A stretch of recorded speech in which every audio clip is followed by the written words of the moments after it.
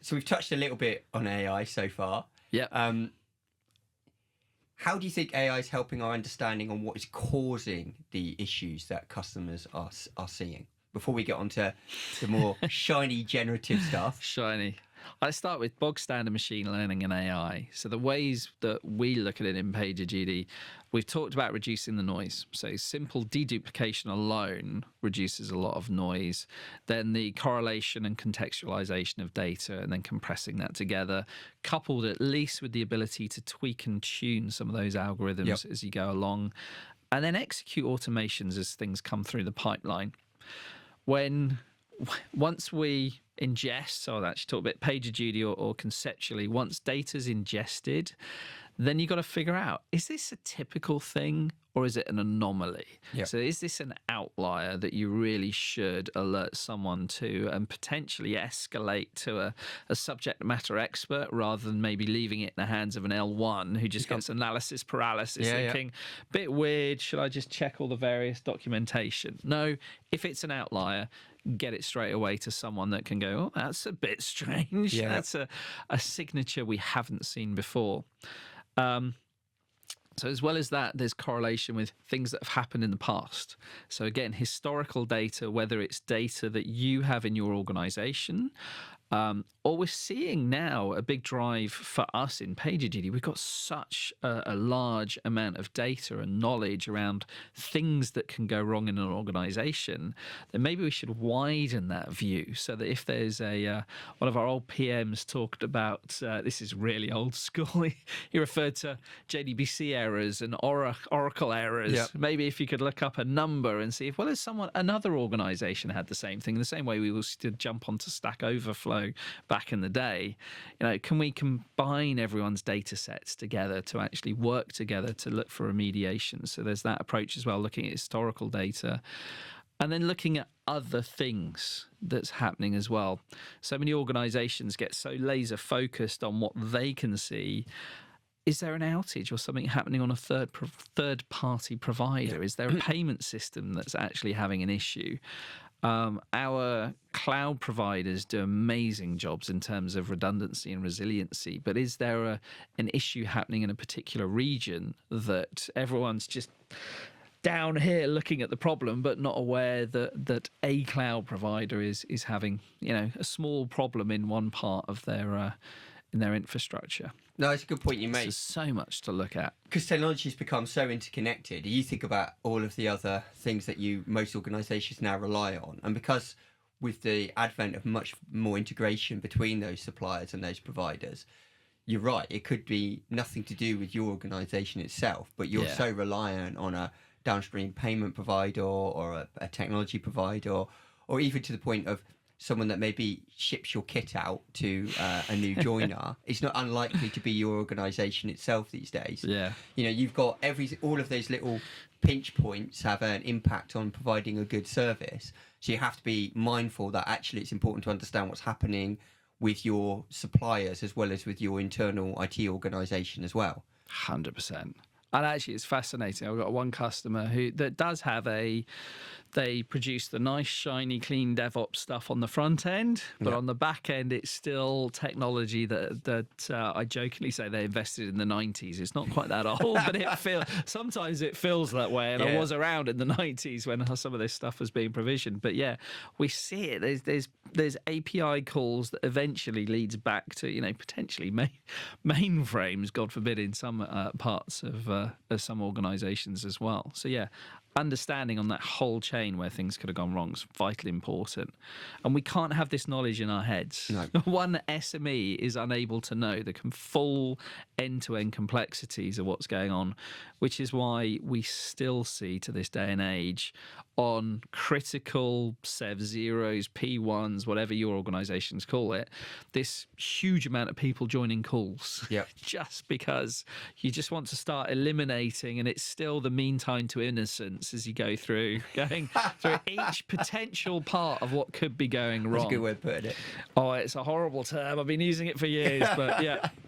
It's that rush to, it's not me, I'm fine. Yeah. Can I get off this call now, please? Yeah, no, it's a very good point. And I think also back to that using historical data, another key aspect is if you could bring in previous changes and the outcome of those. So 100%. the incidents they caused or when they didn't cause it. I mean, because both things are equally important. There's no point over assessing a change if the last 20 times it's run, it's been perfect.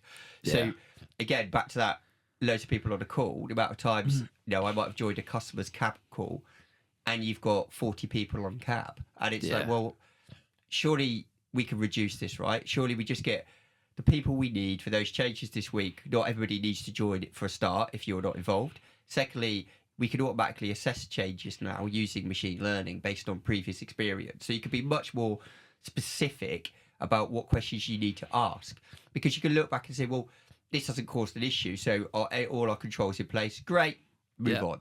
Or if you get something that maybe has caused an issue previously, we can use that historical data to look, okay, so what tickets were raised? What issues did it cause? Okay, so what do we do about it this time? So the change can go ahead, but we can put those right caveats in place. So sometimes that might just be documentation. There's so many times where change goes in, you get incidents raised, but actually it's just because you've changed something, your communication was poor, and people are raising tickets because they don't understand what it is you've changed. That's a really simple thing to do. You improve the documentation, you make it more readily available, and therefore you just close that off. And back to your point, you don't need the 40 people on cab, and then you also don't need the 40 people on a triage call afterwards to work out what possibly could have gone wrong, because you already understand it. 100%. So I find it really interesting that how machine learning is allowing us to do all of that now, and how customers taking advantage of that. It's getting back to, I guess, the earlier point, allowing more productivity, allowing a greater throughput of development, because you can just control it, you can then mitigate it, and then you're not wasting people's time. Back 100%. To that, getting everyone on the call. And it's also, I guess the other thing you said earlier was around cultural change, because there's an element of that as well. Like if you are on those calls, you're right, most people are thinking, I don't want to be blamed, I want to go. Oh, it's the risk factor. It's like, I want to be proved innocent. I want to get out of here. And nobody wants to rush to be effectively told off, as I say. And you're right. And interesting, when we talk about having multiple people on a call, it feels like sometimes you're trying to narrow it down to that one thing that's changed, or that one individual that was responsible for that area. I like the concept of the contributing factors. So back to your point, you can say a change keeps going in and it's absolutely fine, but a change could go in and other scenarios could have changed, which meant all the assumptions that you thought were fine when you released that are now completely different. So you could, have that individual on a call that's saying, or that team on a call that's like, well, we've done this 20 times before and it's been absolutely fine, so it's fine again. But as you say, with the complexities of app development these days, in fact, I think I'm going to get the quote right.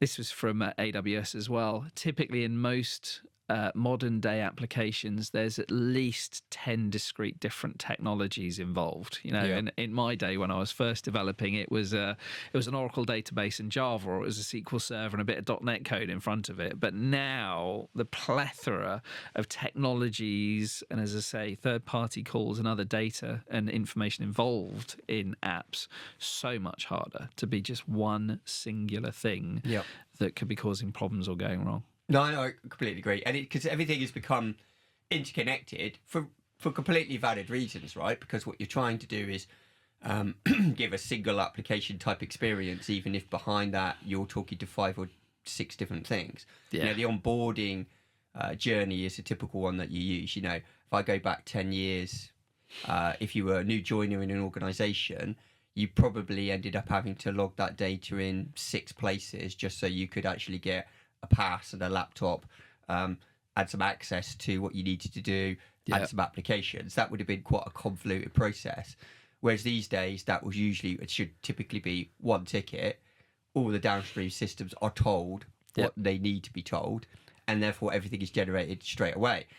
And that's the right thing to do, and that's leveraging the capabilities that we've got for integration and automation now, but it adds complexity. Part of that journey breaks down. You have to understand how those systems are interlinked. You need to understand what they need to do their job. And that's meaning a greater level of triage. And back to the point, one SME is probably not going to know the answer. So we want to try to use the machine learning to get to the right place, then go and find the SME for that area to join that call or join that escalation and solve that problem. And then obviously Nirvana is getting to the point, and I guess the concept of zero touch ops, the Nirvana there is to say, and then the automation goes and fixes it.